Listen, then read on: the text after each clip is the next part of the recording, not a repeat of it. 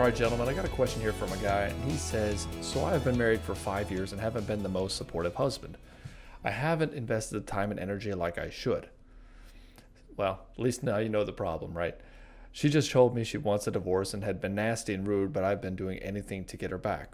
Okay, so this is usually what happens with guys. Like, she will say, hey, she's had enough. Like, he either doesn't pay attention to her or he's not doing the things he should in his life. And at some point, she's going to lose faith in him. And usually for a woman, once she loses faith, it's almost impossible to turn around. So let's continue reading. This was a month ago. Okay, so it hasn't been that long. This last Saturday, she broke down and we had a good talk and decided to try to work things out, but she still wants me to live elsewhere.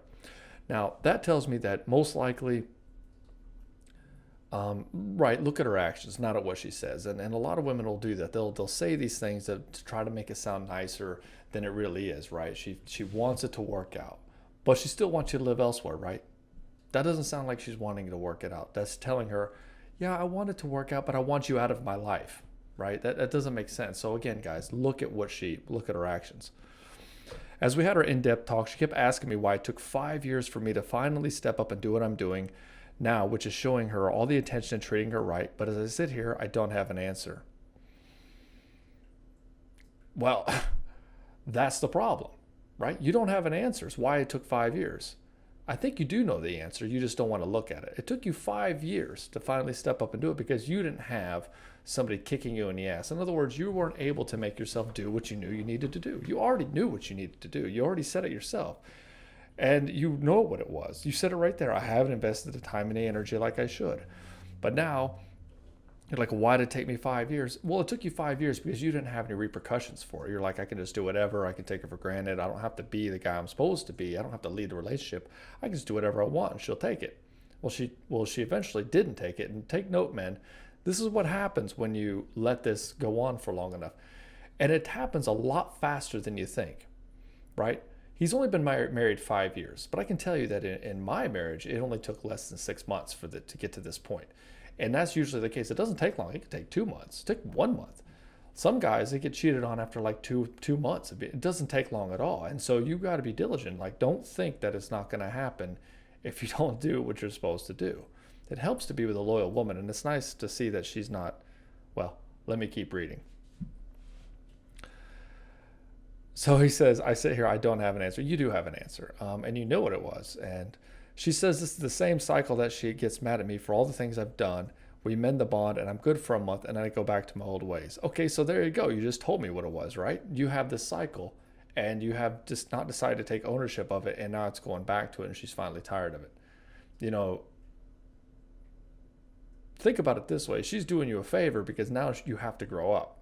If you want her back, you got shit to do. But I suspect it's not going to be enough. Basically, she wants me to move out, and I have to prove to her that I'm a changed man before we can get back together and move in together. So I guess my question is, why is it taking so long to step up? Because I don't have an answer. Okay. All I know is I love her and I want to fight for her in my family. Okay, so one thing to remember is rejection breeds obsession. So I have a feeling that the only reason you want to fight for her is because you want homeostasis. You want to go back to the way things were. But the thing was, you weren't growing. You were just sitting around doing nothing.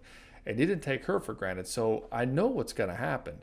You get her back and you're going to go right back to it, just like you did in this cycle here. Like every month you go back to it. Right? So as long as she's all over your ass, you're not going to make a change. You're not going to change and be what she needs you to be. And you're like, I don't know, I don't have an answer, but you do. She's told you this like 100 times. And the problem is this is what happens when she finally gives up and leaves. He wants homeostasis. He wants to go back to the way it was. But that's really the worst thing that can happen to you.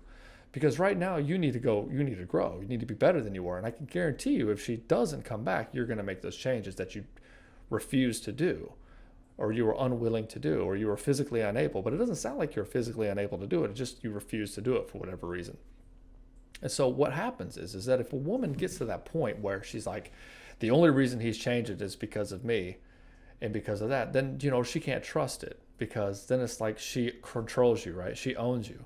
He'll change for me. And well, that sounds romantic from the guy's perspective. I'll do anything for you, baby. You're the most important woman for me. It's a reversal of the truth. A man needs to do it for himself, and he needs to do it for his woman first. not because of a repercussion that happens to them. If you've got an employee, what's the better employee? The employee that goes and makes things happen without you having to say anything, or the one you have to get onto every month just to maintain what needs to happen? That's a terrible ass employee. I don't want that employee. That employee takes more energy than it's worth. I would rather not have that employee and do the work myself and have other people do it than us having to go back and make it better and him half-assing it for a month just to get us off his back. That's what you're doing here. And you're doing it to your wife. And so, yeah, I can understand why she left. I don't even need to know what you're doing. I mean, it's obvious that you know that you need to get your shit together.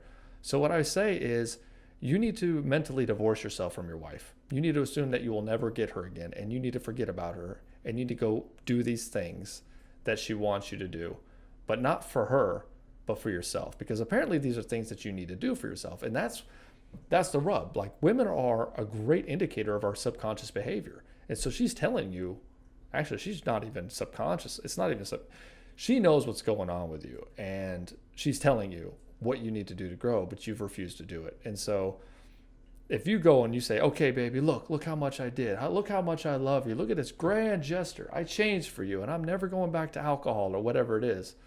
She's going to say, great, but I don't want you. And then you're going to get really angry, and you're going to go back to do whatever it was. And you're going to say, well, what was the point of doing it? The problem is you got to do it for yourself.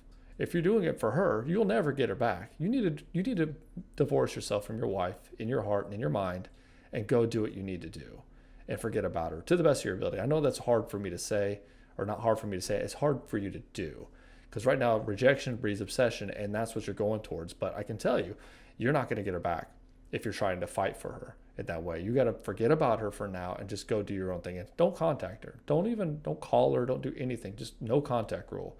Because all you're going to do is shoot yourself in the foot, because you're going to get upset and you're going to get emotional when you get on the phone with her, and you're going to start acting in a way that wants her back. And that's just going to make her feel more guilty for her decision. She doesn't want to feel guilty for her decision.